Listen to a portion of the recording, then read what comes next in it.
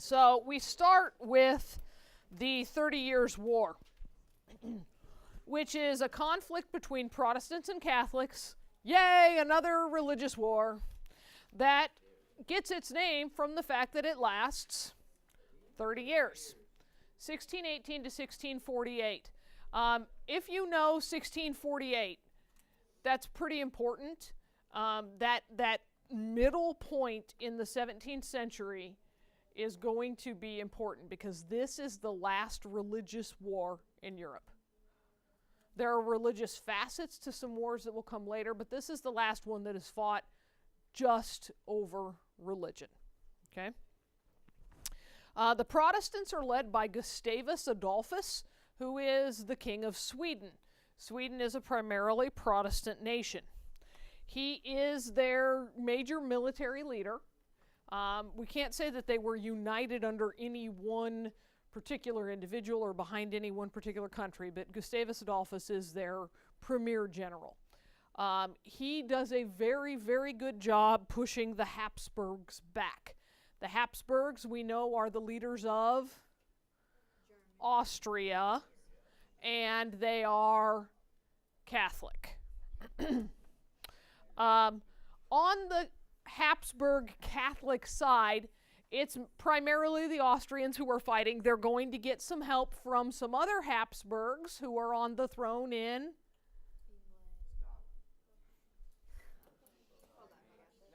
Spain. Spain. Remember the War of the Spanish Succession? Okay. All right, so the two sides are basically this. Sweden and the northern Germanic princes versus Austria and Spain. The reason I have to say the northern Germanic princes is this. Northern Germany is primarily Protestant. Southern Germany generally will remain, and even to this day, predominantly Catholic. So if I say Bavaria, that's southern Germany, mostly Catholic. You get Frankfurt on north, and it's mostly Protestant. Okay? Poland sends folks, they're mostly on the Catholic side. The Netherlands sends folks, they're going to be mostly on the Protestant side. So we get people on both sides of this coming in from outside places. The fighting, however, mostly takes place in the German lands. And that is significant. It's mostly fought in northern Germany.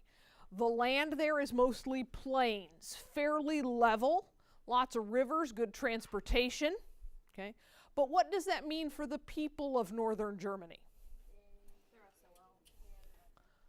30 years of chaos, turmoil. Plant a crop and hope a battle isn't fought there. Plant a crop and hope an army doesn't come marching through. Plant a crop, harvest it, and hope an army doesn't come marching nearby and confiscate it. Okay? 30 years of lost young men. No progress can be made when a war is being fought in your yard. What's the point in fixing up the house? What's the point in investing in anything if it might not be there? Who else is facing this kind of a situation now, today? Iraq, Afghanistan, Syria. Southern Turkey is potentially facing it. Sri Lanka is, yes.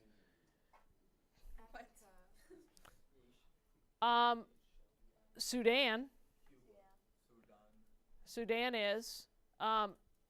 If you're thinking Africa in terms of where Ebola is striking, it's not wreaking physical devastation, but certainly people aren't real interested in investing in the future right now.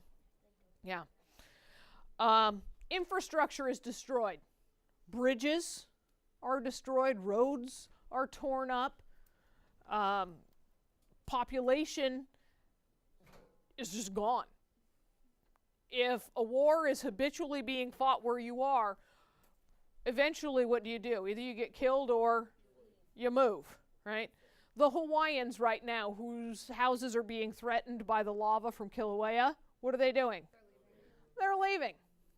No, I'm going to stand here and face it. As though you can stare down a lava flow. Right?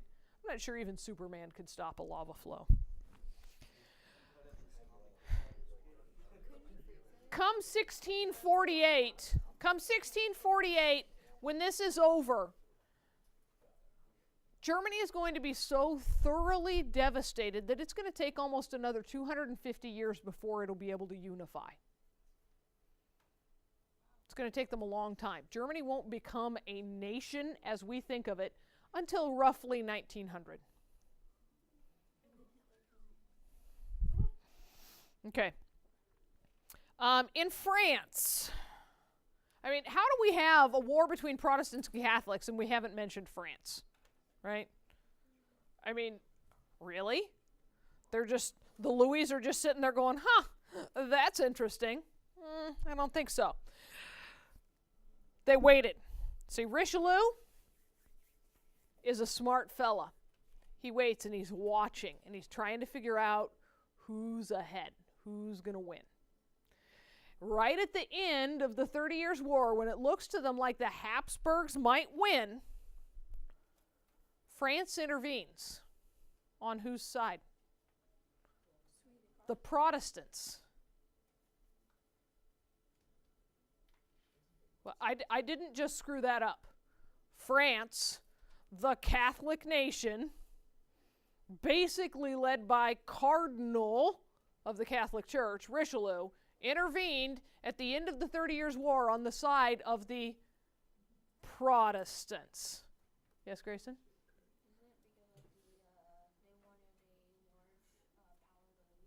Yes, it's about maintaining the balance of power.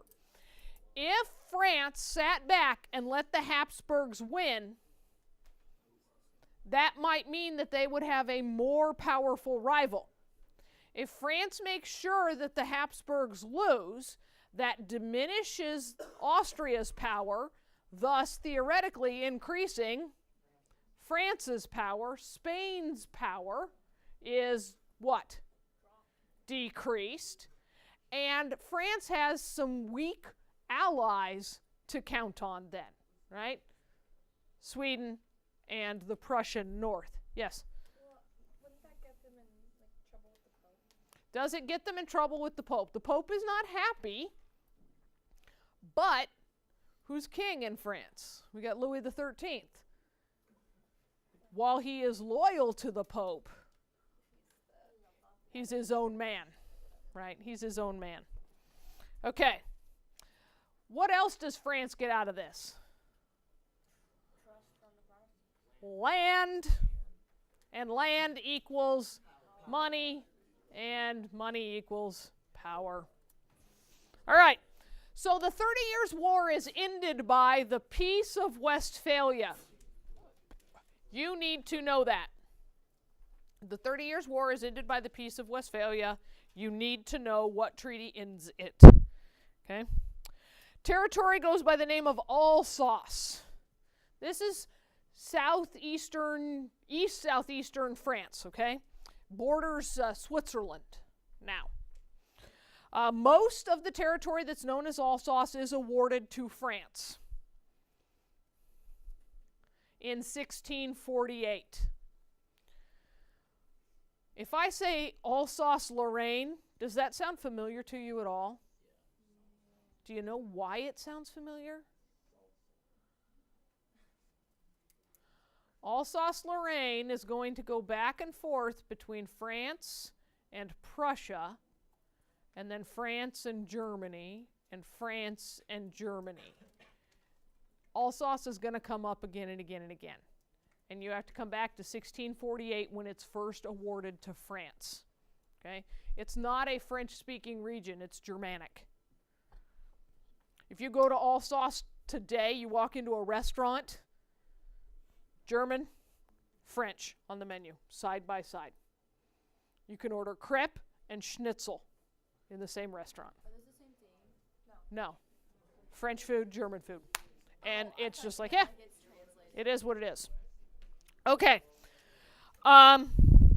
Sweden gets some land in northern Germany across the North Sea. They get some of that land in northern Germany. The Peace of Westphalia awards religious self-determination.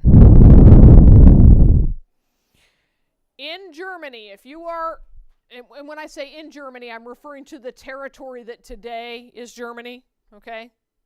Just to clarify, I'm not talking about a German nation. In that territory that is Germany today, Calvinist, Lutheran, Catholic leaders all get to choose the religion for their people.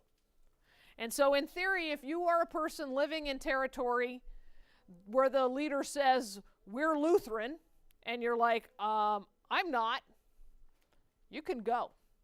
And in the Peace of Westphalia, the leaders agreed people can shift so that they can go and live where the leader is of a religion that they agree with.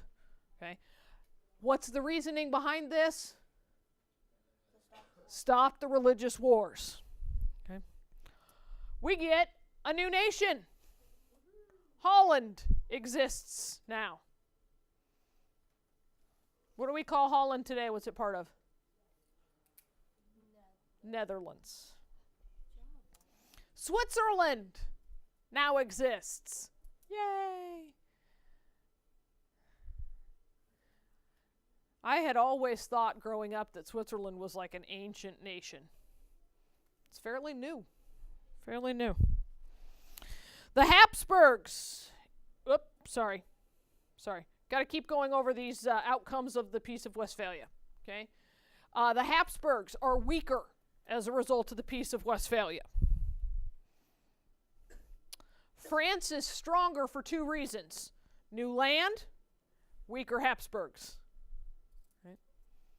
So France gets 2 bumps up in power points. Right?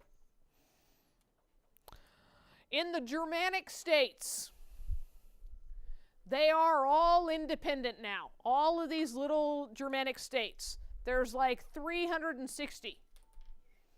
The saying goes, and this will help you remember how divided Germany was, 360 German principalities, one for every day of the year.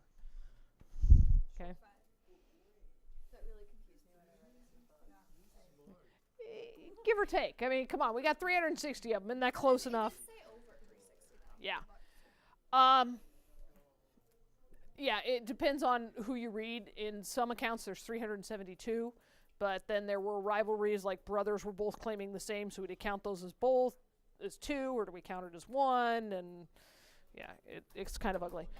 All of those Germanic states acknowledge that the Holy Roman Emperor exists, but they don't ally themselves to the Holy Roman Emperor. They don't obey the Holy Roman Emperor anymore. So that further weakens the Habsburgs, who are the Holy Roman Emperors. The Peace of Westphalia gives us no more religious wars in Europe. If you really want to sit back there and smack yourself, let me come play too. The Peace of Westphalia is very significant in this respect. It gives us a brand new way to determine peace. Never before has peace been negotiated this way. All of the folks came to the table and negotiated who would get what, who gives up what. Okay? It wasn't just the winners meeting and saying, this is what we're taking, and this is the way it's going to be. Even the losers got to go meet. Okay? That's much more fair in even the losers' minds. It helps to remove some of those grudges that tend to exist. Okay? Ultimately, the end of the 30 Years' War gives us the beginning of the modern state system in Europe. Countries are beginning to interact with one another the way they still do today, with some growth. Okay. Prussia. New nation. You're going to have to be careful from this point forward until about 1900, you're going to have to be careful. Prussia, with a P, is different than Russia with an R. Get this through your head right now. Prussia occupies territory that on a map of Europe today is northern Germany and western Poland. Prussia is Germanic. Russia is way over there in far Eastern Europe and Asia. Okay? Very different. Prussia is ruled by the Hohenzollern family. Now, before you think, oh, that's impossible, I'll never learn it, it is spelled exactly like it sounds. Hohenzollern. Hohenzollern. Exactly, Hohenzollern.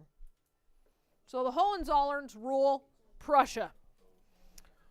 We will pick up in Prussia with Frederick William I. Frederick William I really works to unify Prussia and kind of make it a state out of a bunch of principalities. He unifies the nobility. In Prussia, the nobles have their own name. They're called the Junkers, if you want to say it like an Englishman, or the Junkers. The Junkers. Okay? The Junkers are Prussian nobility. And they are very independently minded because they had been, until very recently, leaders of their own little territories. Frederick William has brought them together. To make sure that he gets to stay in control, he needs to create some loyalty from those nobility. And so he makes them leaders, officers in the army, and leaders in the government. In doing that, he gains their loyalty. He also lessens their power, and in the style of the Louis of France, thus increases his own power. His son, Frederick II, very often simply known as Frederick the Great, because he was a very effective ruler. Frederick II, very unlike his father, Frederick William I really appreciated the power of the military. He was a very militaristic man, very regimented, very ordered, very proper. Hardly ever saw him out of uniform. This is the way. Discipline, discipline, discipline. Well, his boy, Freddie was, he was artistic. He liked to draw. He wrote very nice poetry. And he was a skilled flautist. He played the flute beautifully. Dad would have preferred to see him out drilling and marching and hunting and doing very manly things. And Frederick was sad about that. And when Dad took his flute away, Frederick decided he was going to run away. And he did. He had help. When Frederick is retrieved by his father's army, the friend that is with him who was helping him to escape, if you will, is brought back and imprisoned and interrogated personally by Frederick William I. And Frederick William I decides that it was treasonous for this friend to help his son escape, and he must be put to death. And he forces his son to attend the execution. And when Frederick turns around and tries to not watch it, Frederick William comes over and forces him to turn and watch the beheading of his friend. It effectively toughens him up, because when Frederick II becomes the king of Prussia, he is very militaristic himself. He is very driven. He very much values the military, and he was a fantastic military leader himself. But he never lost a sense of compassion for his people, which is probably why they called him Frederick the Great. He listened to his people. He saw himself as a father to his people. It was his job to take care of them and provide for them. And that was very different than other monarchs of the time who were just about power, power, power. Me, me, me. With Frederick, we're not talking about what great palace did he build to show off. He did, but it wasn't nearly as grand as the Escorial or Versailles or any of the palaces in England. He built himself a nice palace, but it wasn't about for him or to make himself look more powerful. It was a nice palace to be the seat of government, for him to host functions, for him to be a better king. Austria. Austria is ruled by what family? The Habsburgs. The Habsburgs will keep the title of Holy Roman Emperor, but in name only. Okay? And they are going to be led, for our purposes, by Maria Theresa. This was an intentional choice on the part of her father, Charles VI. He had no male heir. He knew he was in his declining years, and so he wrote and he traveled and he got the agreement of all the other major European leaders that when he died, he had named his daughter Maria Theresa as his heir. He made them promise, cross their hearts, hope to die, that they would accept her as the rightful leader of Austria and would not challenge her. Because here's the problem with choosing a woman as the leader of your nation in this time. She has not had military training. She is a woman. She's delicate and fragile and needs to be taken care of. She has been very well educated because Charles knew she was going to have to be the heir. But the other dudes aren't going to give her that respect. She's going to have to work for it and earn it.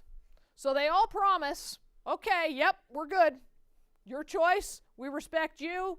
You're the Holy Roman Emperor. You say she's it. We got it.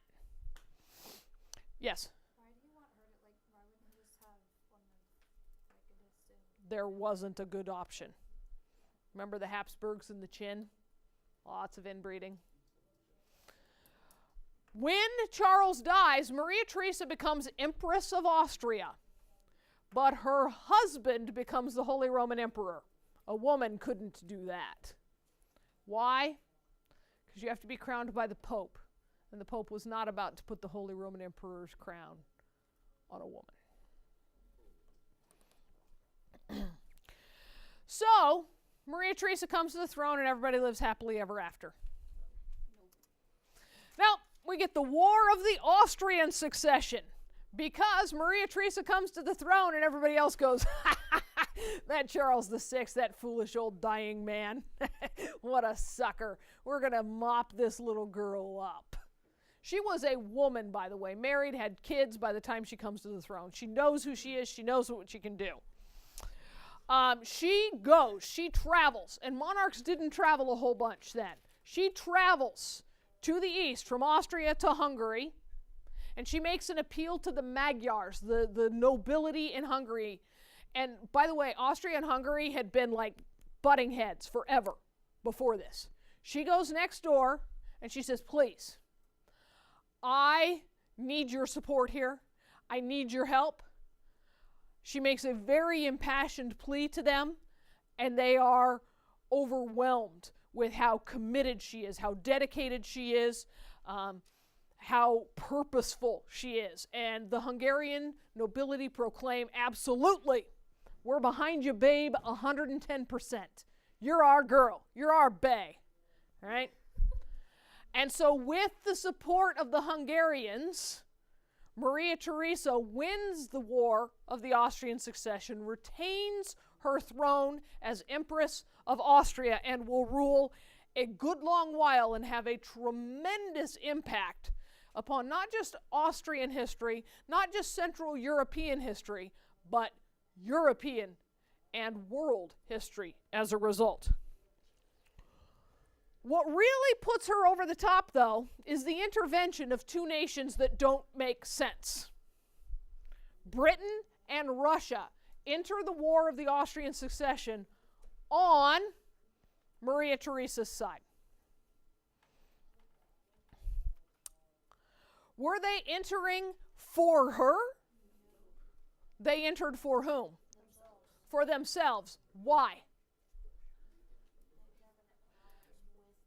It wasn't about allying with Maria, it was about keeping someone else weak.